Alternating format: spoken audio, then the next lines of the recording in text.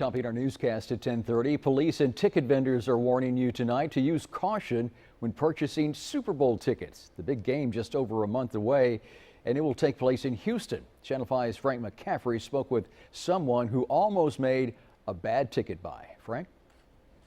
There are a number of Cowboys fans who are very hopeful that their team will play in the Super Bowl this year. Ticket vendors say this makes some in the Valley excited about being there live, but they need to be vigilant when buying tickets for the game. We've made it like a family tradition to go up to, Dallas and spend Thanksgiving up there and do the Hidalgo game. resident Nora Martinez is a Cowboys season ticket holder.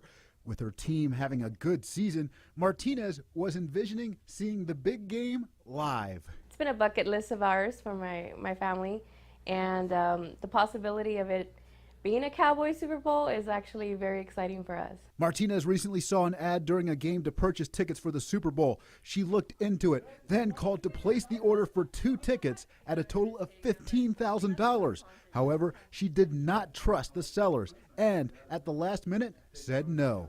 When I called the number, it was actually like a personal cell phone, and the person was like, couldn't tell me where they were at, couldn't give me much information about the tickets.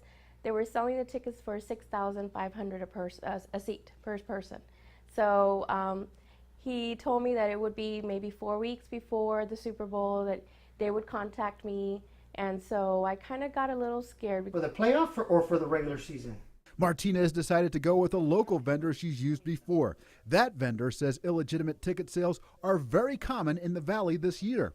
I've sold the Super Bowl tickets for the last 12 years, but I've never seen it this complex ever before. I've never seen this. The way the system is, basically there's very few supply and lots of demand.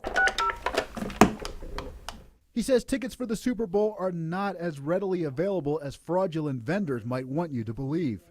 NFL owns every single ticket. Every NFL player gets 2 tickets. And then anybody that's a season ticket holder for the Houston Texans gets a lottery. So they may get a chance. And of course, corporate America gets probably 80% of them. Police also warn to verify the legitimacy of who you do business with and to consider going back to doing business with places you already know. If not, you may never get back the money someone has stolen from you. Places are from out of the country.